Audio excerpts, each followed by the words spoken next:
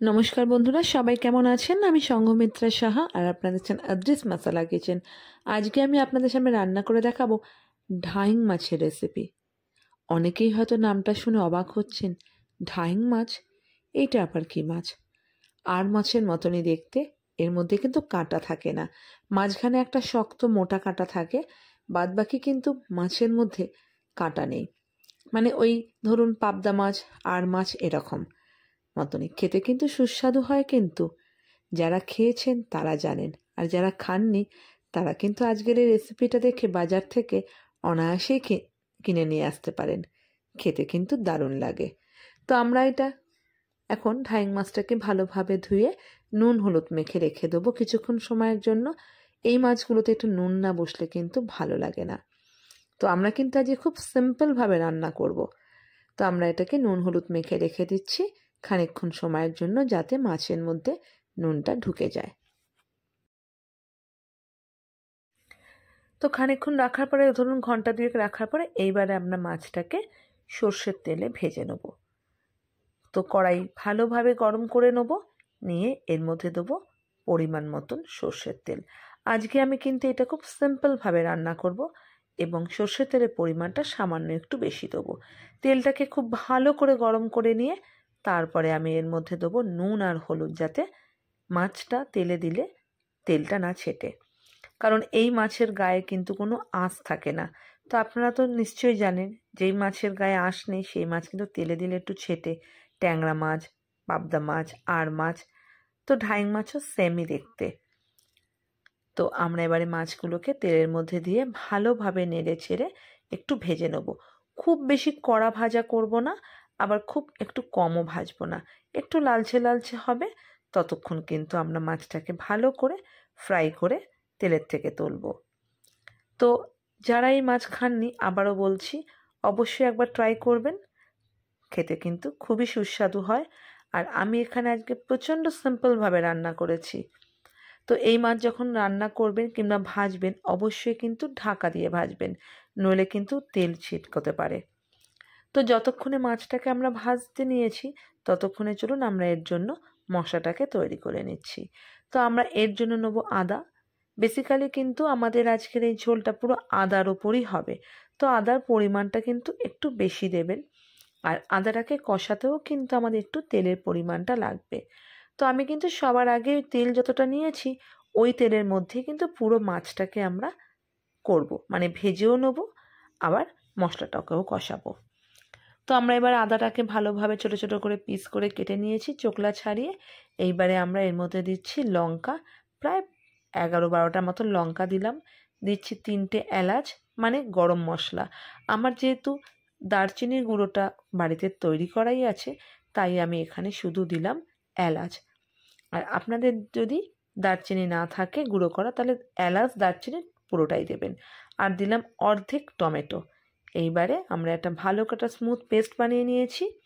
তো দেখুন, যতক্ষণে পেস্ট বানিয়েছি ততক্ষণে কিন্তু আমাদের মাছও প্রায় ভাজা কমপ্লিট।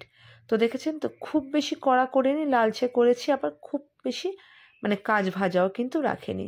এইবারে আমরা এই মাছগুলোকে তেলের থেকে একে একে তুলে নেব।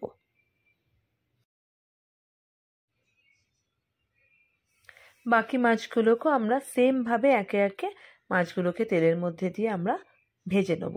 তো এখন যেহেতু কোলের মাছগুলো দিচ্ছি, খুব সাবধান কোলের মাছ দেওয়ার সময়, কারণ কোলের মাছে কিন্তু তেলের পরিমাণটা বেশি থাকে, আর ওই জন্য ছিটকাতেও পারে। তো দিয়েই সাথে সাথে কিন্তু ঢেকে দেবেন, যাতে তেলের থেকে মাছটা ছিটকে না আসে। ব্যাস, এইভাবে আমরা মাছগুলোকে একে একে সব কটা মাছ ভেজে নেব। অবশ্যই কিন্তু মাছগুলোকে ভেজে রান্না করবেন, নইলে কিন্তু একটা গন্ধ ছাড়তে পারে। তবে ভয় পাওয়ার মতন কিন্তু নয়। বারবার বলছি, যারা এই মাছ খাননি অবশ্যই একবার ট্রাই করবেন, খেতে কিন্তু খুবই সুস্বাদু হয়। তো দেখুন, আমাদের সব মাছই কিন্তু প্রায় ভাজা কমপ্লিট হয়ে গেছে। আমরা মাছগুলোকে তেলের থেকে তুলে নিচ্ছি। এইবারে আমরা এই তেলেই যে মশলাটা বানিয়েছিলাম, সেই মশলাটাকে দিয়ে এটাকে ভালো করে আমরা কষিয়ে নেব। আমরা কিন্তু আর এক্সট্রা কোনো তেল এর মধ্যে অ্যাড করব না। আর অবশ্যই কিন্তু এই রান্নাটা হবে সর্ষের তেলে, মানে মাছটা যখন ভাজবেন সর্ষের তেলে দেবেন। এইবারে আমরা 2টো বড় মাপের তেজপাতা দিলাম ফোড়নের জন্য। তেজপাতাটা যখন একটু মানে পুড়ে পুড়ে উঠবে, এইবারে আমরা দেবো এর মধ্যে বেটে রাখা মশলাটা। তো এই মশলার মধ্যে কি কি আছে আবারও আপনাকে বলে দিই আপনাদেরকে। সেটা হচ্ছে আদা, কাঁচা লঙ্কা, গরম মশলা আর অল্প পরিমাণ টমেটো। টমেটোটা অপশনাল। টমেটোটা দিলে কি হয় না, আদা আর লঙ্কা বাটার তো একটা নির্দিষ্ট পরিমাণ দেবেন, তার বেশি দিতে পারবেন না। তো এই জন্য টমেটোটা দিলে কি হয় না, মানে গ্রেভিটা একটু বেশি করা যায়। এইবারে দিয়ে দিলাম হলুদ পরিমাণ মতো, আর প্রয়োজন মতো দেবো নুন, মানে স্বাদ মতন নুন দিয়ে দেবো। দিয়ে এইবারে আমরা এটাকে খুব করে কষাবো। এই মশলাটা কিন্তু কষাতে একটু সময় ধরে কষাবেন, তার কারণ আদা যেহেতু আছে, আদাটা কিন্তু খুব ভালো করে না কষানো হলে আদার একটা কাঁচা গন্ধ বেরোয়, সেটা কিন্তু ভালো লাগে না। তো আপনারা কিন্তু এটাকে মোটামুটি 2-3 বার ভালোভাবে কষিয়ে নেবেন। তো এইবারে আমরা দিচ্ছি কাশ্মীরি লাল লঙ্কার গুঁড়ো, যাতে কালারেরটা সুন্দর একটা কালার আসে, আর উপরে কিন্তু তেলটাও ভেসে উঠবে। তো আমরা এবারে লাল লঙ্কা মানে কাশ্মীরি লাল লঙ্কার গুঁড়োটা দিয়ে ভালোভাবে কষিয়ে নেব। তো কষাতে কিন্তু আপনাদের মোটামুটি 2-3 বার মানে ভালো করে কষাবেন। যখন তেলটা বেরিয়ে আসবে আবার অল্প পরিমাণ জল দেবেন। দিয়ে ওই দেখুন আমি কিন্তু দিয়ে দিলাম দারচিনি।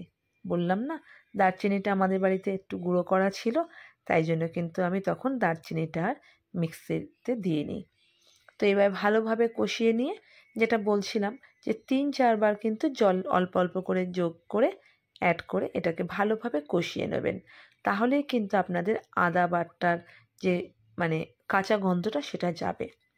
তো আমরা ভালোভাবে মশলাটাকে কষিয়ে নেব যতক্ষণ না আদার গন্ধটা চলে যায়। তো দেখুন আমি অল্প পরিমাণ জল অ্যাড করলাম, করে এটাকে গ্যাসের আঁচটাকে এখন বাড়িয়ে দিলাম, দিয়ে ভালোভাবে এটাকে কষিয়ে নেব। যখন আবারও টেনে যাবে তখন আবারও জল দিয়ে আবারও কষাবো। এইভাবে আমি প্রায় 3-4 বার এই মশলাটাকে জল দিয়ে দিয়ে কষিয়ে নেব। তো দেখুন আমাদের কিন্তু প্রায় কষানো হয়ে গেছিলো। এইবারে আমরা পর্যাপ্ত পরিমাণে জল দিলাম। এইটা কিন্তু এই মাছের ঝোলটা খুব বেশি কিন্তু পাতলা হবে না, একটু মাখা মাখা হবে। তো ফলে জলের পরিমাণটাও কিন্তু খুব বেশি দেবেন না। আমি এখানে প্রায় 2 গ্লাসের মতন জল দিয়েছি। জলটা যখন ভালোভাবে ফুটে উঠবে, দেখুন আমার ঝোলটা কিন্তু ভালোভাবে ফুটে উঠেছে। এইবারে আমরা একে একে ভেজে রাখা মাছগুলো সব এর মধ্যে দিয়ে দেবো। মাছগুলো যাতে ডুবে থাকে ততটাই দেবেন, তবে খুব বেশি দেবেন না, কারণ নইলে কিন্তু জলটা টানাতে অনেকক্ষণ সময় লেগে যাবে আর ঝোলের টেস্টটাও কিন্তু নষ্ট হয়ে যাবে। তো ঠিক যতটুকু আমাদের প্রয়োজন সেই মাপেই দেবেন, যে যেরকম ঝোল খান। এটা এক্ষেত্রে বলছি না, তার কারণ এটা কিন্তু মাখা মাখা হবে, তো ঝোলের পরিমাণটা কিন্তু একটু কম হবে, ওই জন্য মশলার পরিমাণটা একটু বাড়ানোর প্রয়োজন। তো আমরা এখানে আদা দিয়েছি, আগেও বলেছি আদা খুব বেশি দিলে কিন্তু আবার গন্ধ ছাড়বে, তো বুঝে দেবেন। এখানে আমি প্রায় 2.5 থেকে 3 ইঞ্চির মতন আদা দিয়েছি। তো দেখুন ভালোভাবে যে ফুটে উঠবে, এইবারে আমরা গ্যাসের আঁচটাকে কমিয়ে মিডিয়াম টু লো, ঠিক আছে, মিডিয়াম টু লো রেখে আমরা 5 মিনিটের মতন এটাকে হতে দেবো। খুব যখন মানে ফুটতে শুরু করবে তখনই কিন্তু আপনারা গ্যাসের আঁচটাকে কমাবেন। আর ঝোলটা দেখুন 5-7 মিনিট বাদে ঢাকার কোনো প্রয়োজন নেই, কারণ আমরা খুব সুন্দরভাবে ঢেকে যেহেতু ভেজে নিয়েছিলাম। আবার জল দেওয়ার পর এটাকে যখন ফুটতে দিচ্ছি, মাছ কিন্তু প্রায় আমাদের হয়ে গেছে। দিয়ে দেবো অল্প পরিমাণ চিনি। ঝোলটা কিন্তু ঝাল ঝাল মানে মিষ্টি মিষ্টি হবে না, ঝালই হবে।